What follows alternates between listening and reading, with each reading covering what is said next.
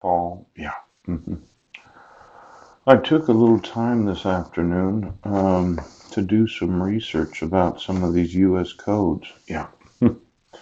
It seems that it doesn't matter what I email you, you just refuse to enforce the laws. Now, I wanted to make mention that on Guam, to issue a temporary protection order, yes, you can only issue it for 10 days.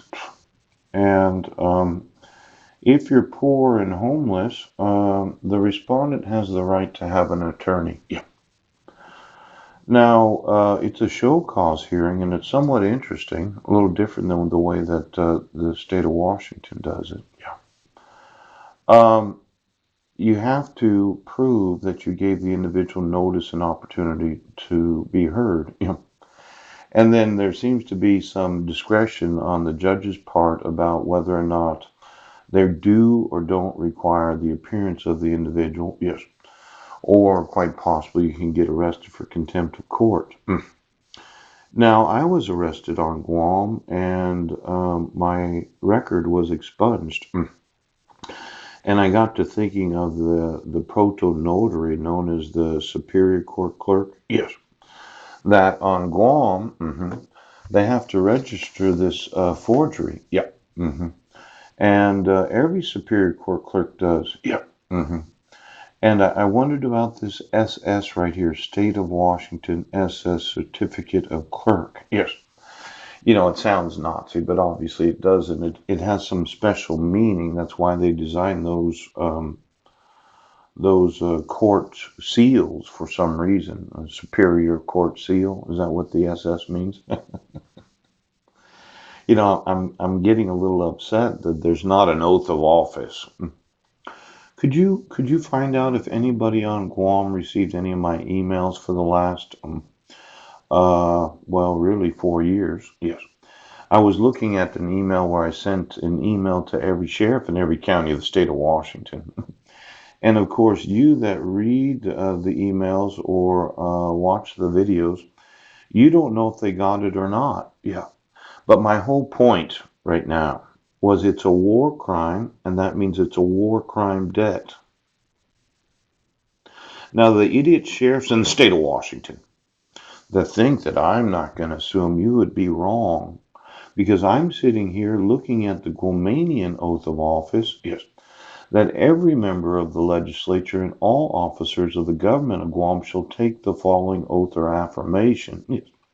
I solemnly swear or affirm in the presence of Almighty God that I will well and faithfully support the Constitution of the United States and the laws of the United States applicable to Guam.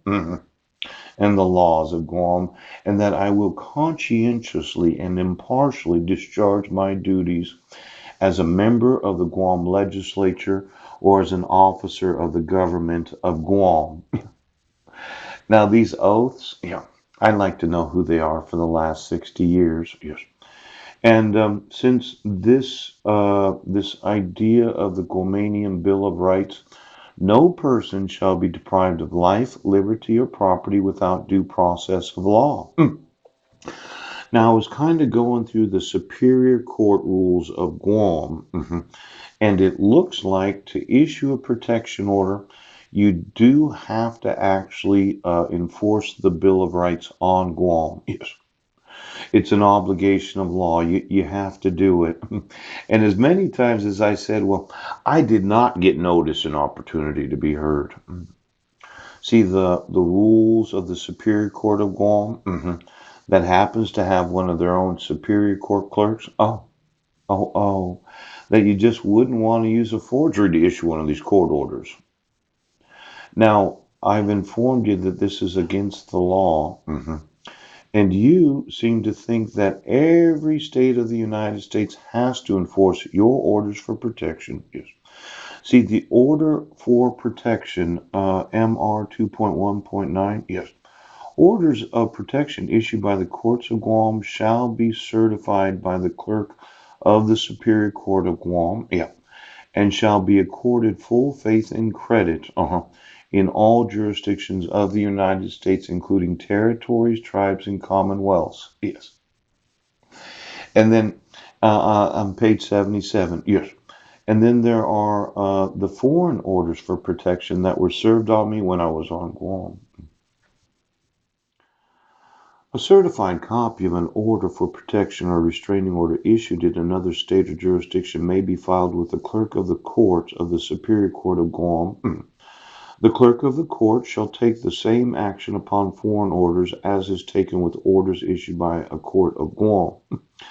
Now, I'm going to want to know, did you give a certified copy of that order for protection that you issued on August 12th of 2011? Did the certified copy get served on the clerk of the court of the Superior Court of Guam?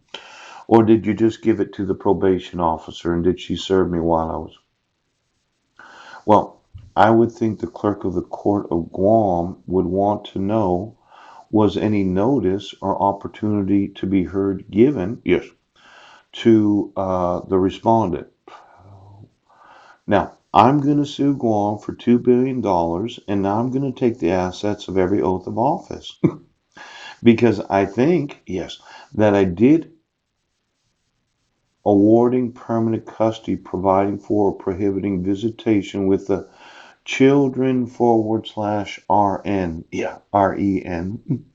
Somebody had a little typo here there. Melinda Gates. Yes. / Yes. Could you get me every desktop? All key logging software. Yes. Every keyboard. Every cell phone. Yes. And every personal item in the ownership of any individual. Now, Melinda, did one of your little dogs go through and make small adjustments to all court rules? Melinda Gates. You know, you've been paying my mother, Sandra Taylor, to torture me for the last 8 years. Yes. And as I remember it, you have a little place in Clallam County someplace? Yes. You know, it's been said that Bill and Melinda Gates built their. Well, why don't you get me all of the assets of the Gates family? Yes. Because I'm going to sue my mother. Yes. And then as I remember it, I did see you at the Safeway in Port Angeles. Yes. And you had to be on me when I went to Olympic Medical Center that night. Yes. So you give me every fucking assets of the Gates family. Now, I'm going to want to know everything you own. Do you understand, Melinda? Yes. And I don't give a shit who your fucking husband is. I want every asset of the Gates family.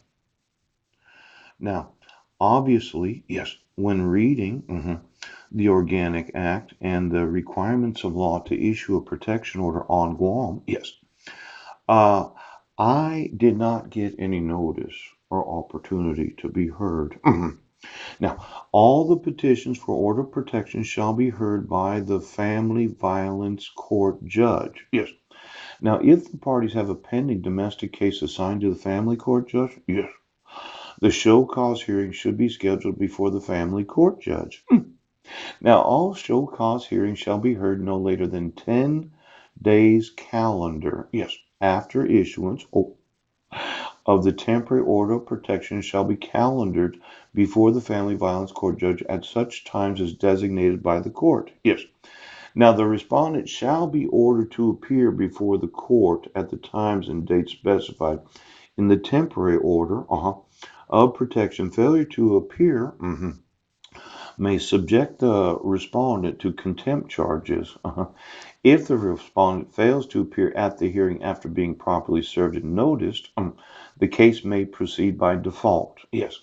Now, it's possible, yes, that they could contempt me for failure to appear to a show cause hearing, while at the same time proceeding with the case by default. I could get arrested